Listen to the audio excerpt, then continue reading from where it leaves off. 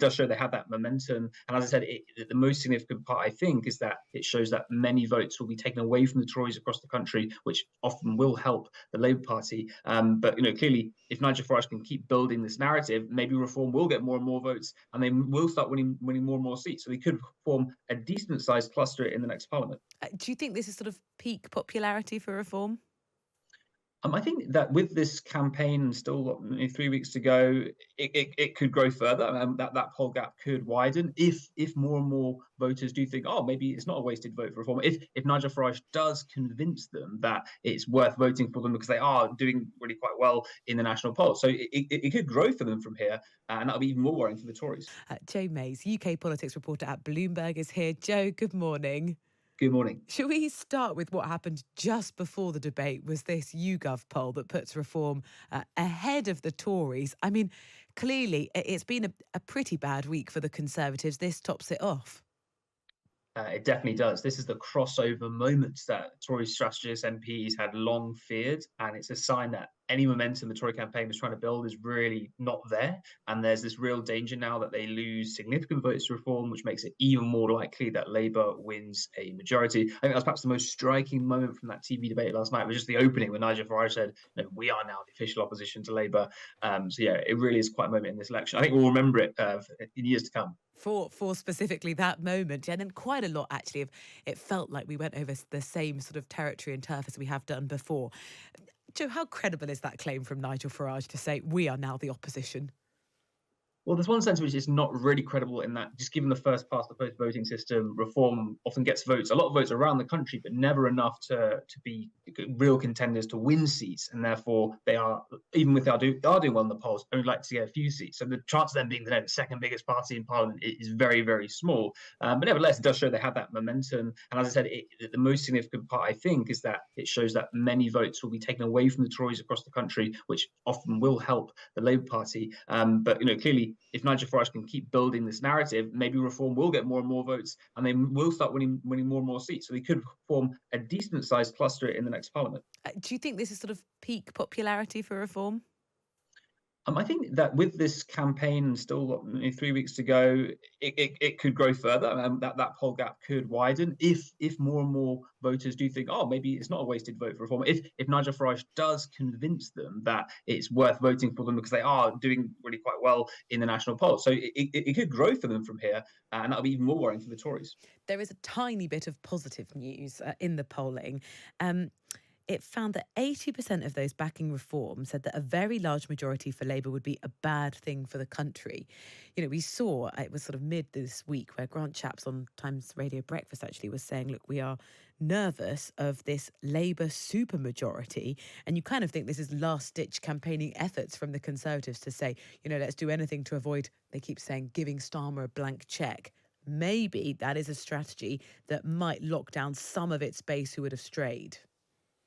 Yes, the rational thing to therefore do, if you were worried about a big majority, would be to vote for a Conservative MP, to try and have as many Conservative MPs as possible to kind of form an opposition. But what that does require is it does require an element of kind of tactical voting and not believing that your Reform vote would be wasted. But I was out in Jeremy Hunt's constituency last week, and I met many Conservative voters who were considering voting Reform very strongly, and it didn't appear to have dawned on them that doing that might make it easier for Labour to win the seat, or sorry, the Lib Dems to win the seat in that case. So I think the understanding of tactical voting is not always super high amongst the electorate. So I think we see many people will vote for Reform, thinking that Reform could win their constituency, and then it would perhaps help Labour. So I think the Tories really need to hope people understand that dynamic when it comes to voting day. Yeah, well, definitely. Let's talk about the debate yesterday. And this is no criticism of sort of how it was run or organised, but what did we learn that was new, if it was sort of policy ideas or about the personality of the people standing?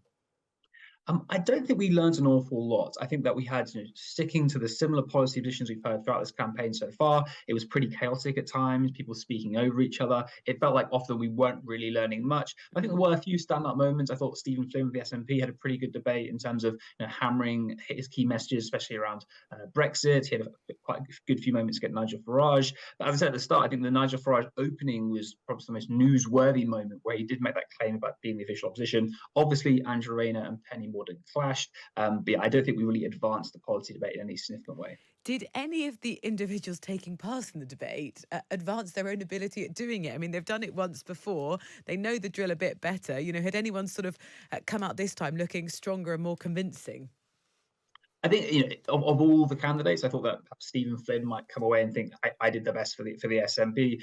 Just as I said, I thought he had perhaps some of the clearest lines, especially around Brexit, rejoining the EU and so on, making that case quite forcefully.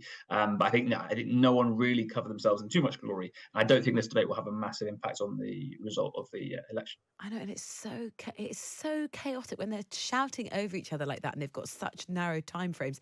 Jim has just messaged in. Good morning, Jim. He says, one will be hard pressed to come up with a worse debate format. Well, I wonder if the kind of one-on-one interviews have been more effective rather than basically listening to a very long argument. The Labour manifesto, Joe, obviously out yesterday. Lots of scrutiny. I mean, the words that we're seeing, front page of the Times this morning, conspiracy of silence. What is the accusation and who's it being levelled at?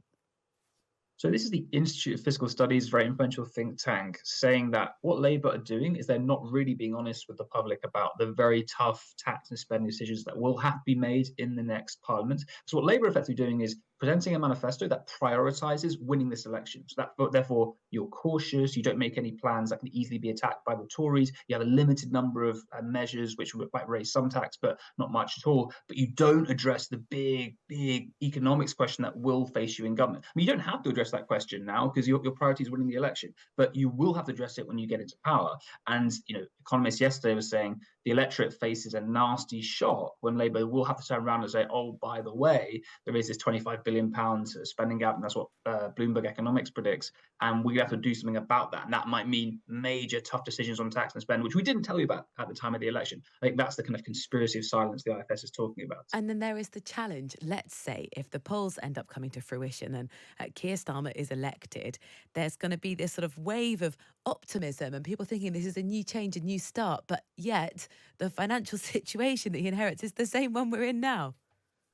Yes, exactly. And I think former Shadow Chancellor Ed Balls put it well yesterday when he said that this Labour manifesto really boxes them in and it creates something of a straitjacket, and you risk a scenario where Labour will immediately seem to have been breaking promises when, if in their first budget, Richard Reeves comes out and says, oh, we said there were no plans to raise various taxes, but there are plans now because we've come in and seen how bad the public finances are. That can be a pretty rough moment for Labour if they do win, and it could damage some trust in politics. I think that's what the concern is now. Many people are almost kind of baking in the idea that Labour are going to win, are thinking, okay, you're going to win, but is your manifesto a truthful one? And are you about to, like I said, break some trust in politics for what you're about to do?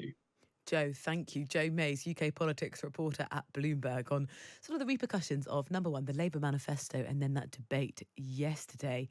Also, the claim made by the leader of Reform UK, Nigel Farage, saying he is now the official opposition because that poll came out putting Reform 1 point ahead of the Conservatives, as Joe's just been discussing, something that Conservative strategists had feared.